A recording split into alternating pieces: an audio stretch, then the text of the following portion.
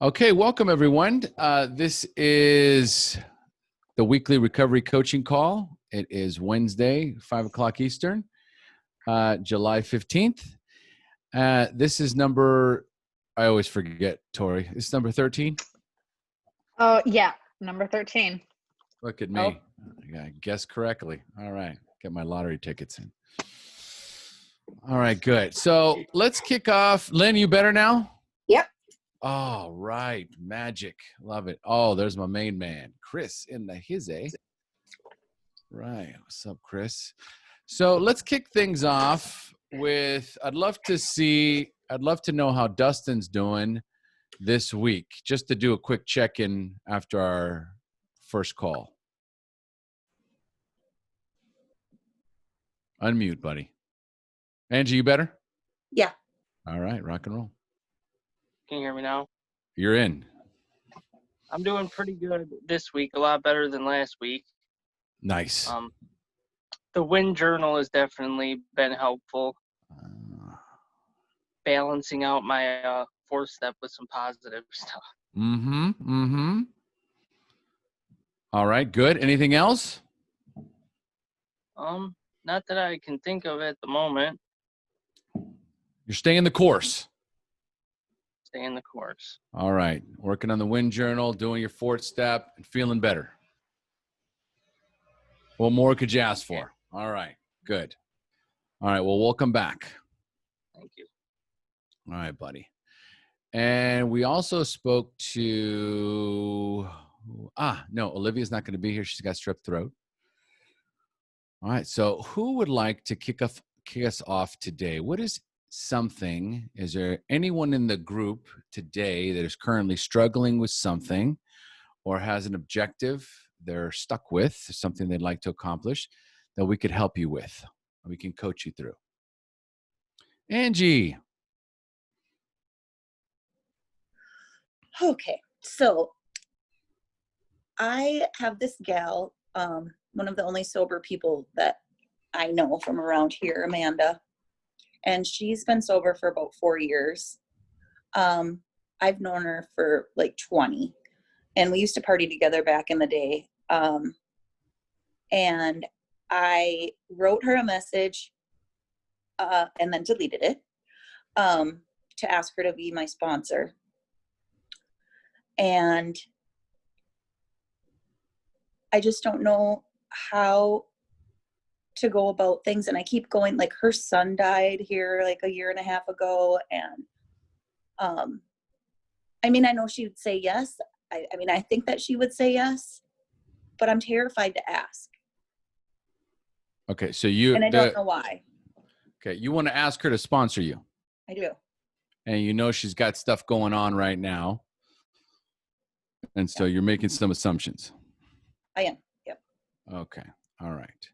So do you know how much time? I keep having this thing in my head, like, you only talk to her when you want something. You know, that's what my mind is telling me. Right. Right. And how much time does she have? About 4 years. Okay. She's got about 4 years. All right. She's probably worked the steps.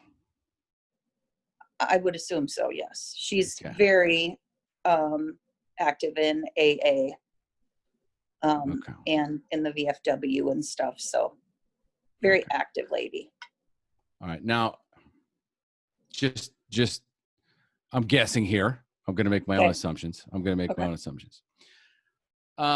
to guess that someone who's got 4 years and has been in recovery, right, probably has a decent idea of how to set boundaries and how to say no. Right? So if she's too busy and she's got too much going on, she'll probably tell you that she's got too much going on. Okay. So could it be something else?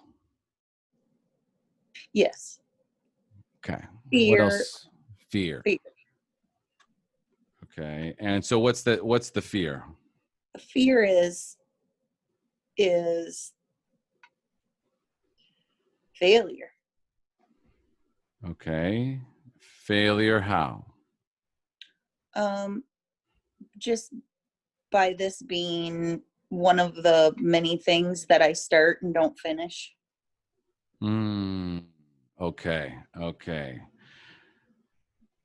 And don't finish. So, bravo. This is not a her thing. This is a me thing. Okay. Yep. All right. So I start things and I don't finish them. Yes, sir. All right. Okay. So what makes you believe that this is going to happen again? Past experience. Okay. All right. All right. So then I'm just going to ask you, how can I support you? Call her for me. No.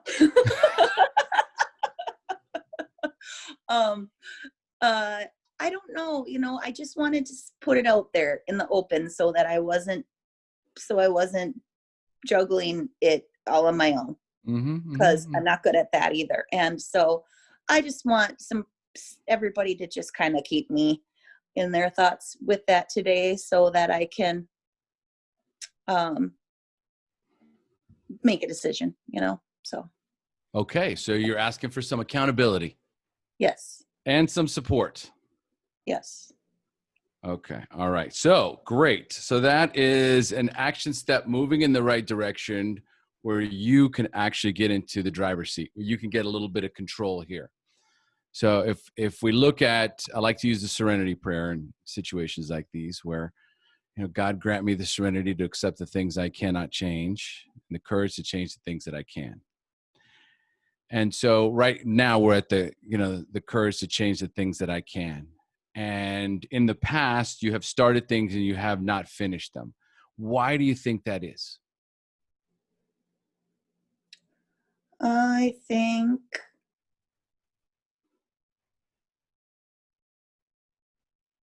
that my whole heart probably wasn't in it from the get-go. It was, I think too, just doing things that I thought that I should do. Keep going. This is great. And just not having my whole, not being 100% committed to anything. I haven't been committed to anyone or anything other than my own misery here for several years now. And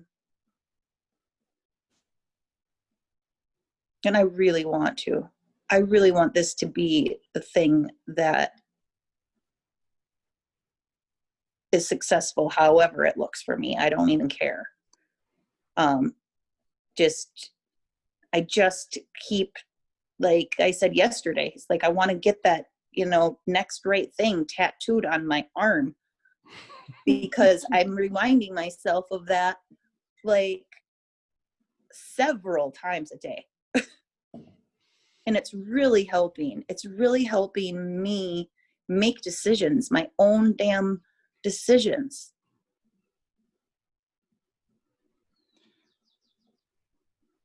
I like this. These are good affirmations, Angie. There's some good affirmations that you got going on over here, and I can feel it. Okay, so let's try and anchor this positivity, because right now, as I'm listening to you share about what it is that you want, I can feel that you want it. Am I accurate? 100%. Okay. And so before, my heart wasn't in it. Is your heart in it now? All the way. Is this something that you think you should do, or is this something you feel you want to do? Both. I mean, I want it. I want it more than anything else. 24 hours a day right now. All right. Okay. So I'm committed 100% because this is what I want. Yes. Say that. I'm committed to this 100% because this is what I want. And that's it. And that's it. And that's it. And now we're moving forward. Moving forward. How do you feel? Like $1 million. Yeah. Yeah. It's not rocket science, folks. I guess not. This is not rocket science. It's identifying what was I looking for here. Okay, so let's open this up to the floor a little bit. First of all, I was probing. I was looking for information. Okay, who wants to jump in? Okay, Cindy, you go. If you can just unmute yourself. I am. I have a question. Shoot. Is the ambivalence about asking her to sponsor you about not following through, or do you have any concerns about her as a sponsor? Like, I mean, I was always told it should be somebody who has what you want. So does she have what you want in terms of sobriety? Is a question I would be asking myself. Okay. So I think sometimes we just see somebody who's sober and go, yep, you'll work. And I say that as a person who didn't know enough I was so eager to help that I didn't know that I needed to make sure that we fit, not just that I happen to be sober and you happen to want to get sober, right? Like, so I would just check myself there. That's Okay. my 2 cents. Okay. And I don't know, you know, all I know is what I follow from her on Facebook and stuff. But my gut feeling is yes. Good is good. I like that gut feeling. I My like the gut gut feeling feeling. is my gut feeling is yes. I mean, she lost her son in like an accidental suicide. She looks completely different. She is a service to the VFW. Like, she is really supportive of the veterans. I really respect that. Yeah, there's a more good things than I could say about what I've seen even lately, you know? So yes, I think so. Love it. Okay, Lynn? Thanks, Cindy. You want me to talk? Yeah, I thought you waved your hand. Oh, no, I said I waved hi to Cindy. Ah, okay. So I'll talk later. Okay, all right. So here's real quick what I was looking for. So number one, I was looking for words like should. I was looking for a little information like my heart wasn't in it. So this is what's going to determine whether or not, you know, Angie's going to stay the course, because I'm not concerned with the sponsor. I came off the sponsor. I'm not concerned with the sponsor. I'm concerned with Angie's commitment. So I want to focus on your commitment, because if she goes into this and she asks this woman to sponsor and she says no, I want to make sure that Angie is so committed 100% to moving forward that's just like, oh, okay, not a problem, moving on to the next one. Does that make sense, Angie? Yep. So if that were to happen, what would you do? Deal with it. Deal with it. Get another Yep. sponsor. Yep. Okay. And that's really, I need to, again, go back to the serenity prayer, which is the courage to change the things I can. And so once I've got you in that very strong, emotional, take action state, it doesn't matter what comes in front of you. You're going to barrel through it. You're going to move on to the next thing. And if nothing else, you're going to bring it back over here and go, hey, here's what happened. Okay. Let's take it one step at a time. Let's take it one challenge at a time. You ready? Ready. That's my girl. All right. Excellent. Does anyone else have any questions or suggestions or comments for Angie?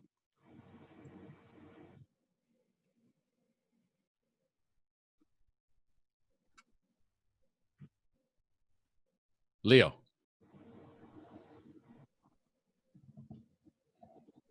Hey everybody, my name's Leo. I'm an alcoholic. Sponsor is hard. I don't do it anymore. Maybe this is part of her journey. I don't know what part. I can only speak for myself. About 3-4 years ago, I don't do it a lot. Somebody asked me on my, and I said, yeah. And it was going pretty good. And probably after about 3 months, Oh, yeah, go back and do it. Yeah. he didn't call me, and I knew something was up. Not that I'm not hands-on 100%. Like he'd go a couple days without it. 3-4 days he didn't call me. I thought something was up. He died with a needle in his arm.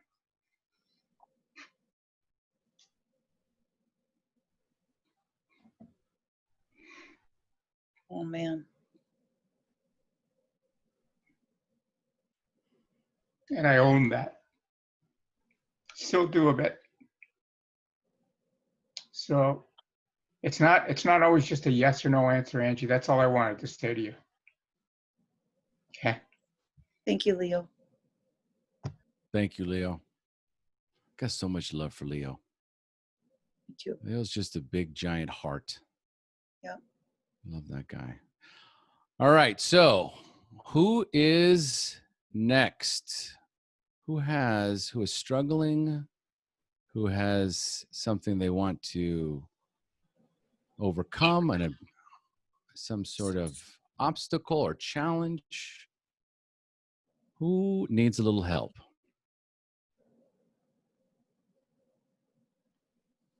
Lynn. See, in that short period of time, I have a problem. I have something to work on. And I hope this is an okay topic for the group. I'm Lynn, and I'm an opiate addict and an alcoholic, Hi, Lynn. but in that order. And I've had long periods of sobriety in my life, like 16 years at a time, 12 years at a time. And in the last few years, I've been relapsing. And it can mean not being able to get off of pain medication when I'm no longer in pain. It can mean taking pills, that the dentist gives me, way past the dental adventure. Finding a pill. One time I was traveling and I found a pill and I took it. And they're these brief lapses. And fortunately, I've been able to come back, every time. So I am a chronic relapser at this point. I have 50 days today. As of, being in the Congratulations. IOP, in the IOP I am. And that's 50 days since I was able to wean myself off of medication that I had been prescribed for pain. So I'm thinking about Suboxone, which is a opiate agonist. And it basically, it's sort of like it's like the antabuse of opiates. If you take opiates, if you get opiates and whatever, they'll be blocked from your receptors. It's an opiate blocker. It's an opiate blocker. Yeah. So I don't know. I'm not really sure what to do about it, because I think a lot of people, turn to Suboxone when they're worried about withdrawal. And I'm not worried about withdrawal. I didn't have any withdrawal and I'm not using. So to me, it's more like, do I need to put on these suspenders with the belt that I've got already kind of tightened up around my waist, as just an extra help to me? Or is it something I just don't need? Okay, so this is another big one. Okay. Yeah, it's a big one. Yeah. It's a big one, right? So I want to honor that. I want to honor you, and I want to honor this space. And also with the disclaimer that I'm not a doctor, psychiatrist. So I avoid giving any sort of suggestions on medical assisted treatment. With that being said, my focus is always emotional healing, trauma healing, And so the route that I'm going to come from always is, what is it? What is it that I am either soothing or escaping from? Am I soothing? Am I escaping? Am I rewarding myself? You said I'm a chronic relapser, right? Hmm. Now, anytime, this is where I'm shifting into my personal development, Tony Robbins role, whereas anything that follows I am follows you. Hmm. So when I say I am a chronic relapser, there is a subconscious trigger there that creates an identity. So do you want to relapse, or do you want to do something else? I don't. I want to do something else. I do not want to relapse. Okay. So could we start first by changing some of the language? And so what would be a more empowering way of saying what it is that who you are? Um, I guess, I'm a person who is committed to being in recovery and is looking for any tools or any assistance that is in my best interest. Boy, that sounds much better. I like that one. How does that feel? Better. All right. So put your hand on your heart. Take a deep breath.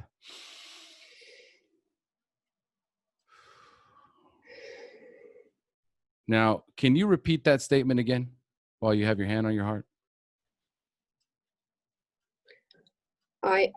Yeah, as much as I can. I am someone who is committed to recovery and sobriety, and I want to make sure that I'm availing myself of all the tools and help that I can to stay sober.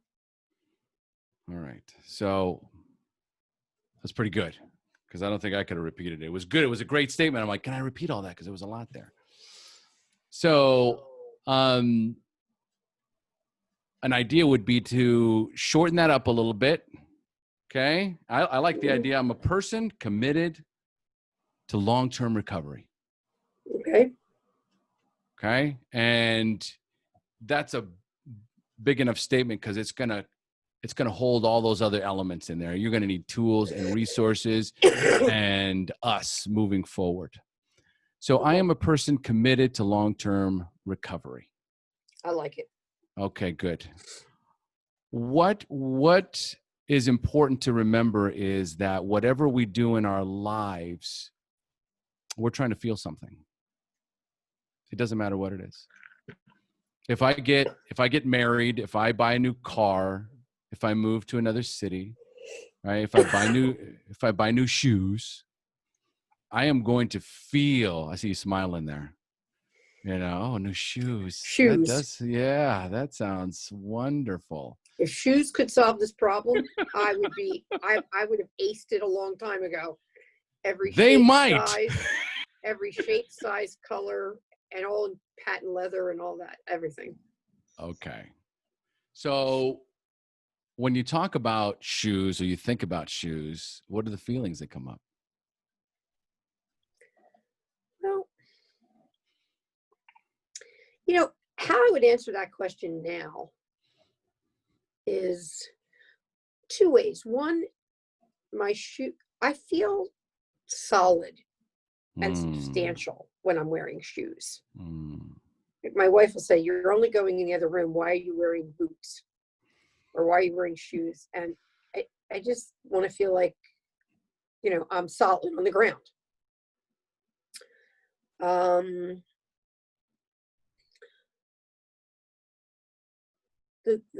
But I also think they were an excess that I used to cover up.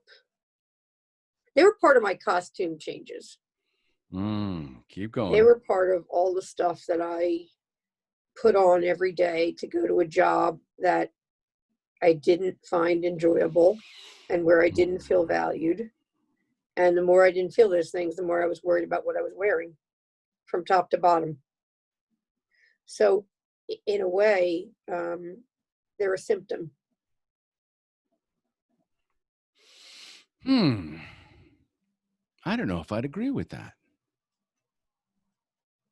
I think they give you superpowers.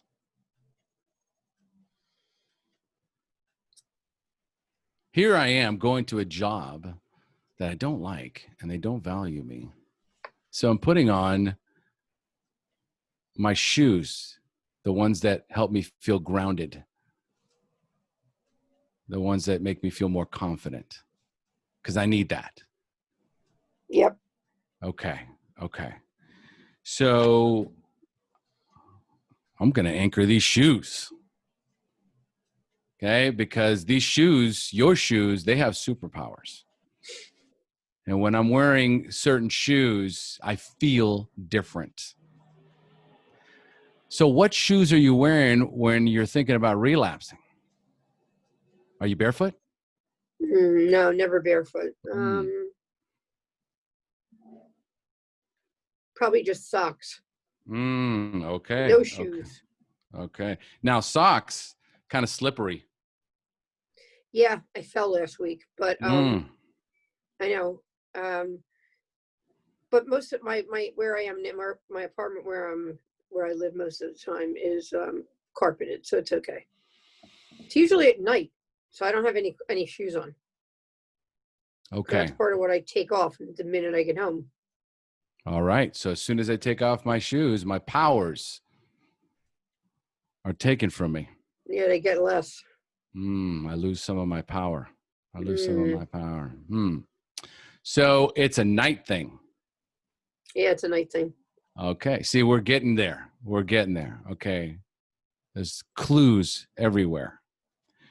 So when these relapses have happened in the past, these reoccurrences, is there anything in particular that comes to mind? Is there a theme? Is there a recurring theme or thought that comes up right before this happens? Yeah, it's some combination of anger and hurt. But I mean, anger and hurt, it's gotten to the point of fuck it. Like I have to get to the point where, because I know it's not in my best interest and consistent with the goals that I have for myself, I have to get to a place where I don't care about any of them because I'm too angry and too hurt and too upset. So I don't give a fuck. That's what precipitates it. Okay. So let's go to the hurt. So who was the first person that hurt you?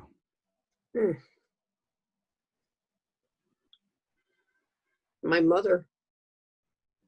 Tell us a little bit about that.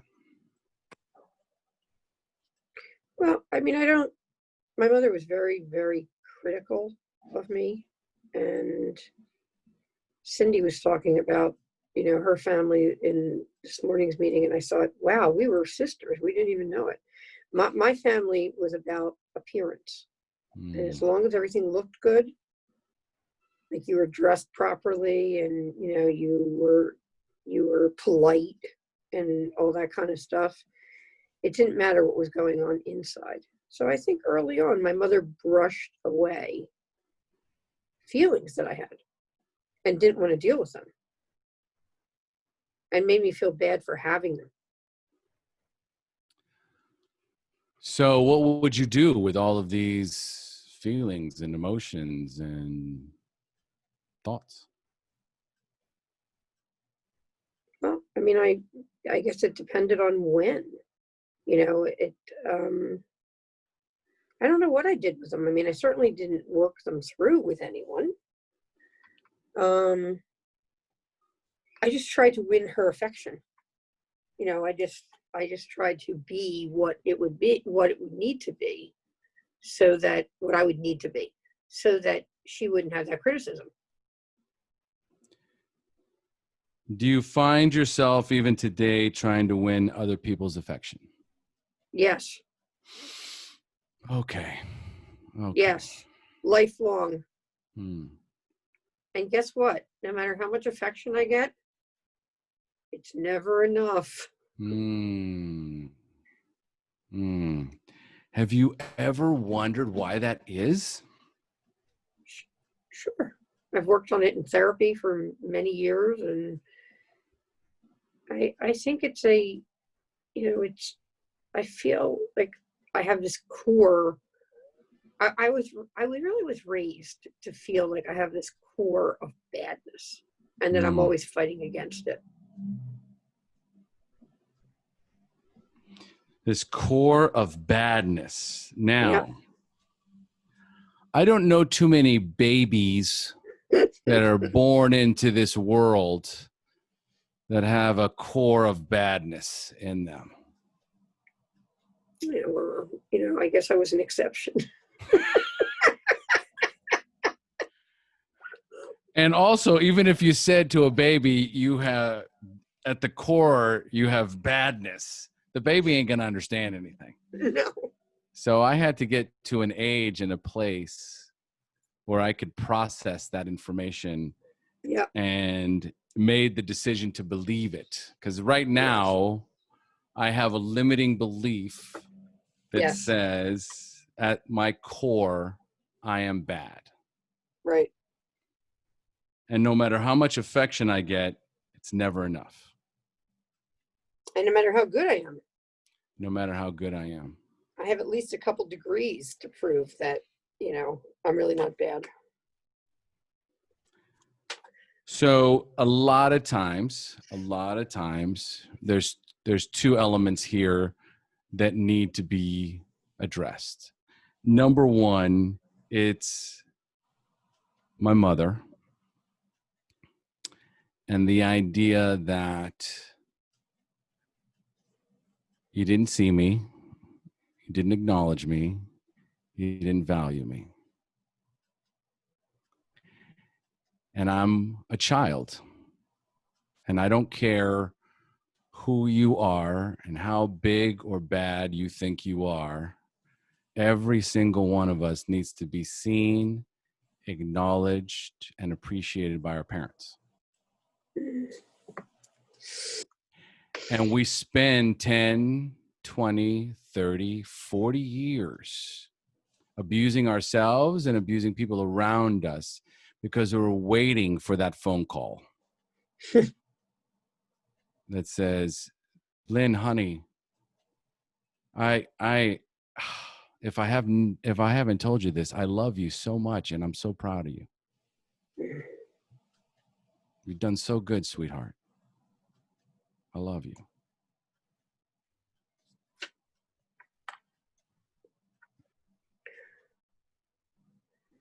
And to deny that is going to have me using over and over and over again. So I want you to do a little exercise we did with good Lord. Tori, who's that exercise? Who's the reparenting exercise I did? You're better at names than I am. Blonde hair, real cute. She's in the SRC. Somebody help me.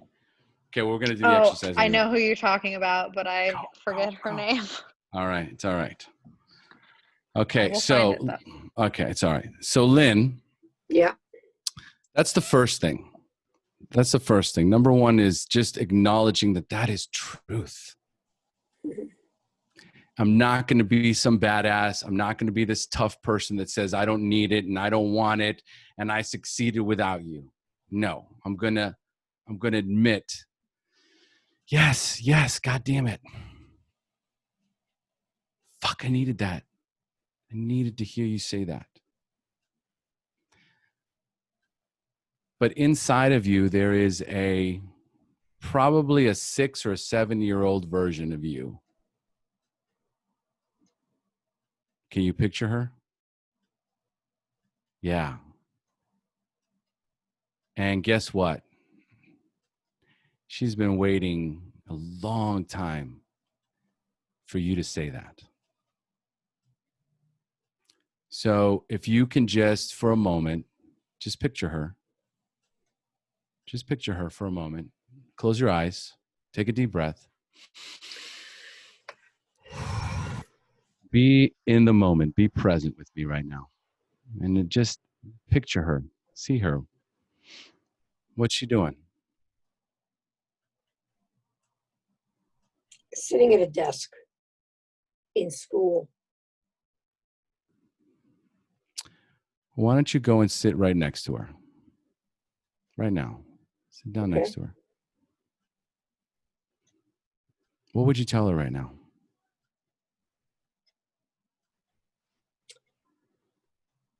I would tell her that I love her Yeah. and appreciate her, and Mm. that she doesn't have to change who she is to be a a valued person, to be loved, to be cared about. So now close your eyes and I want you to put your hands right on your shoulders. Give yourself a hug. Just like this. I'll do it with you. I'll do it with you. You're not alone. Okay. Okay? Yep. And I want you to close your eyes and I want you to look at her again. This time I want you to look at her and I want you to tell her. I want you to say, I love you so much. I love you so much. I'm so proud of you. I'm so proud of you. You're perfect just the way you are. You're perfect just the way you are. You don't have to do anything for approval and love. You don't have to do anything for approval and love. What else would you tell her right now?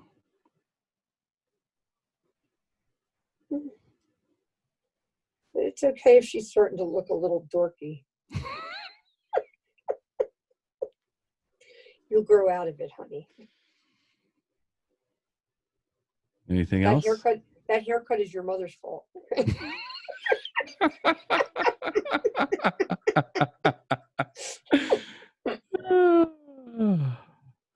Give her a big squeeze, Lynn. Give her a Okay. big squeeze. You haven't hugged her in a long time.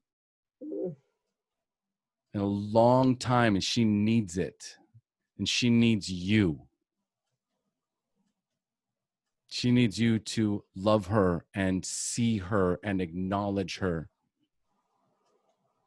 And you guys need to put your power shoes on together. That's right. That's right. Because you can walk through anything together. I like that. Is there anything else you want to tell her?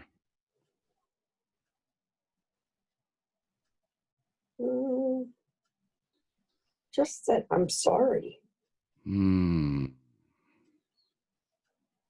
for withholding that love Keep going. for so long. For so long. Ask her if she'll forgive you. Will you forgive me? Yeah, she will. Yes, she will. All right. Ask her if there's anything else she wants to tell you. Anything else you want to tell me now?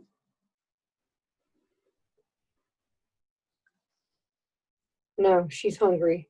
She's hungry. Come back. Come back. Come back. Let's close. Let's anchor that. Let's anchor this moment. Okay. This is what you have been waiting for. This is what she's been waiting for years. And this is what you've been soothing yourself for. You know, I'm on the recording, and I'm not a psychotherapist or a psychiatrist, but I say fuck Suboxone. You know, that's just my own. That's just me. I'm not telling you what to do in any way, shape, or form. But we are not taught to reparent ourselves. We are not taught this. We're taught to mask this God-given need to be loved. And you are loved, Lynn. Can you feel that? Yes. Can you feel that I see you and that I love you? Yes. And does little Lynn, does she feel your love? Yeah, she does. And do you feel hers? I do. All right. All right. So there is nothing that you can't do. There's nothing that you can't overcome. There's nothing that you can't accomplish without her right by your side. Right. She's all the strength and all the love and all the power you will ever need. And she's there for you always. And me too. And everybody else on this call. Thank you. Thank you, O. Oh, it's my pleasure. All right. How does this all land for you? Tell me. I mean, I've done some of the, like inner child kind of stuff, but I could really see this time. Mm-hmm. And I could really feel that I meant it. I wasn't just saying it because I was supposed to say it. I could really feel like I meant it. And that felt good. And she gave me a hug. And she was forgiving. That's the thing. That child inside of us is like most children, very forgiving, filled with unconditional love. Mm-hmm. And that's what she is. That's why you can go through anything with her. Because she'll never abandon you. She'll never let you down.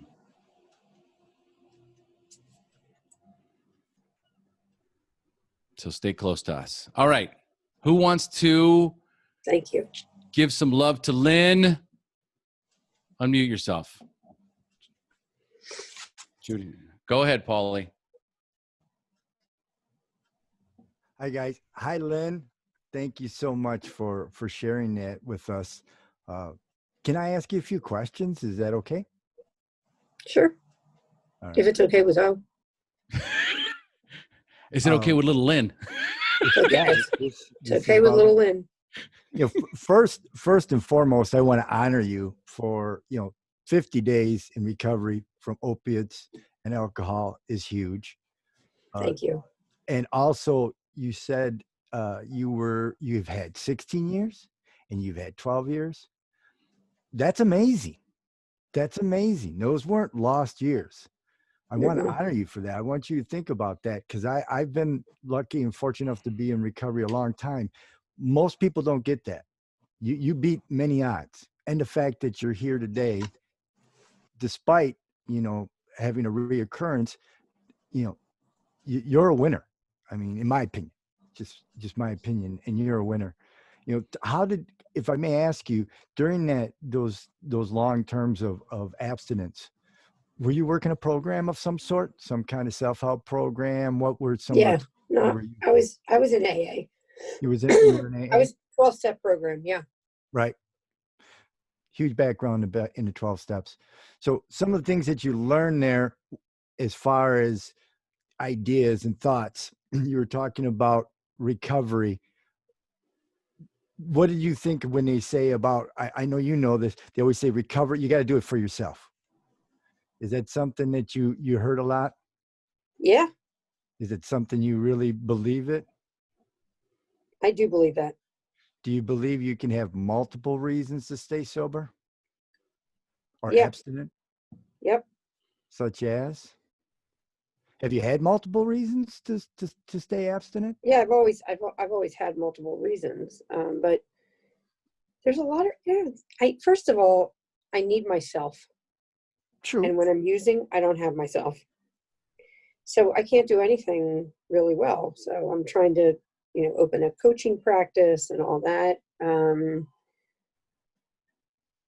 I can't do anything if I'm using it because I feel like shit about myself.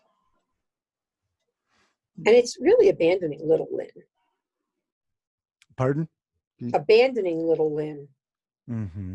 Because I can't pay attention to anybody except, the addict. Right. So do you, when you say about you can't, the addict, is that separate from you, or are you the addict? What's your No, view? the addict is a part of me. Right. Okay. So I guess some of the things do you still practice the 12-step programs?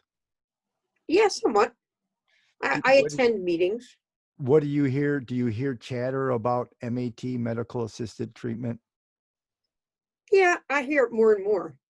And what's your thoughts on that? I think anything that people need to stay sober, they should do, but they shouldn't overdo. Right. If you really can't stay sober, then you do whatever you have to do to stay sober. Are you familiar with Vivitrol? Have you heard about Vivitrol? I'm not sure. I mean, I know the drug. Right. So you got the three there's three actually. There's the different, methadone was the first one, then Suboxone, which is an opioid blocker, which has an opioid base. I'm not a scientist or anything, but it's a combination. But Vivitrol is not an opioid, and it is an complete opioid blocker. And it's the same thing, but you don't, it has long-term uses that you could take. You could take it in pill form. You could take it in different forms for lengths of time. And I'm fortunate enough that I work and help out at different halfway houses. And I've seen a lot of people have a lot of success with Vivitrol, mostly because, and Suboxone, but I'm not a doctor either. This is just my observation, is that it aids in it gives them like a security blanket. They may not have the cravings. They may not, but in the back of their mind, it's just that extra reason, that extra security blanket, until they really get that foundation that's solid, that they can feel really, really comfortable, and then they can get off of that. And the thing about getting off of Vivitrol versus Suboxone is there's no withdrawals. With Vivitrol, you can just quit it. You're done. There will be no withdrawals. With Suboxone, because it's an opioid base of some sort, there is a withdrawal period getting off of Suboxone. So all right, I'll talk to my doctor about the Vivitrol. So yeah, I offer that to you, to think about those different options. I too believe that there's many reasons. And having sponsors, if I could just, I'll close then with this real quick to touch on you. Thank you so much for doing that and sharing your story with us. And Angie and Leo, I cannot get anybody sober. I can't get anybody drunk. It's not my fault. It's not my responsibility. When I work with lots of people through many years in the recovery houses, some people make it, some people don't. I can't. I do not take credit. I honor you, Leo. I know it's painful when we lose people in recovery, but it's not your fault. It's addiction. It's a disease, in my opinion. So I want to offer that, don't hold, maybe let that go. Thank you for sharing that with us. I was just at a funeral yesterday for someone, died with a needle in his arm, was in our house for a long time. It's going to happen. I've got somebody, good friend of mine, drinking himself to death right now, 6'3", probably weighs 110 pounds. I can't save him.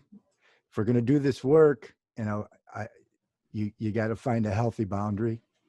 For me, I have to find a healthy boundary to do what I can. But then, as Lynn was saying, I can't help anybody else if I'm lost in my own addiction. So I thank you guys for sharing. I just wanted to share that last little bit with everybody. And, thank you, Paulie. Thanks, Paulie. All right. Anybody else?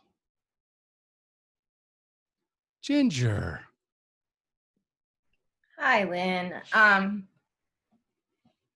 It's interesting how like we spend maybe, 18 years with our parents, and it takes twice, almost 3 times as long as that to undo some of the things that have been done to us and things that have been said.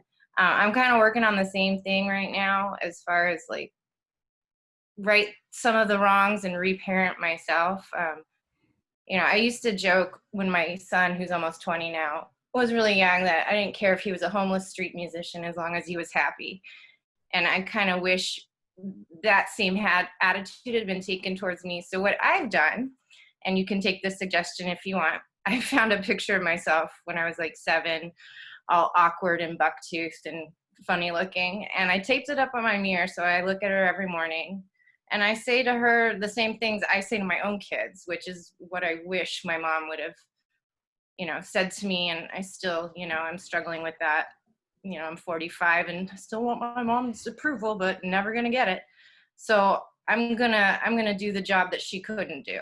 So that's something that, has been kind of a neat thing for me to do every morning and see that young version of myself. So maybe that's something that you could try as well. It's kind of neat. So just wanted to offer that up. And thank you for your kind words yesterday or Monday. And you have the heart of a parent. You can parent yourself because you did it to me on Monday. You helped me get through a really, really bad day. And I look forward to seeing how this changes for you. So. Well, thanks for the suggestion. I think it's a great idea. I'm going to try it. Boy, I love hearing Ginger. That's a whole new Ginger over there. A lot of doing the work. And this is something that at some point with every one of my clients, this comes up. It does come up. We have needs that have not been fulfilled. It's why we do what we do. It's why we've done the things that we've done.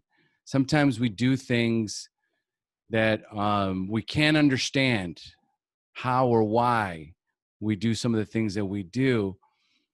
But in many cases, it's because we need attention. We need somebody to see us. So it doesn't matter how you see me as long as somebody sees me. It's like a kid that, misbehaves all the time because he knows how to get attention, right? And so if you're not paying attention to that little beautiful child inside of you, they're going to get ornery. They are going to get ornery. They're going to start breaking stuff. They're going to start craving ice cream. They're going to start overspending, right? They are going to want to get your attention. And really all they're waiting for is for you to see them like Lynn saw herself. She saw that beautiful, innocent child inside of her. And she was able to connect for the first time in so many years. If she can do it, everybody can do it. I love the suggestion that Ginger gave. Find a little picture of yourself, put it in your mirror, and look at it every morning and say, I love you. So good to see you. I'm always here for you. We're off on our day. Reparenting yourself. It's a thing. It is a thing.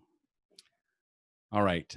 Another amazing call. Does anyone have any other questions or comments? Or Lynn, I love you. Lynn, you really stepped up. Thank you for being vulnerable and allowing me to guide you through that. I was very courageous. Well, thank you for all the time and attention I got from that. I appreciate it. Oh, you'll get more. I'm here for you. Okay. Anyone else? Can I just say something to Lynn really quick about Suboxone? Yes.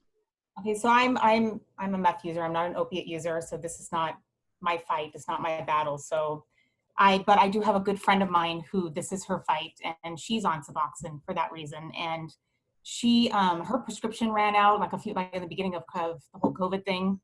There was like an issue with her getting through to her doctor, and her prescription ran out of Suboxone, and it made her so sick and so horrible that she ended up having to go to the hospital. She ended up relapsing on alcohol just to soothe herself because the Suboxone come down was so hard.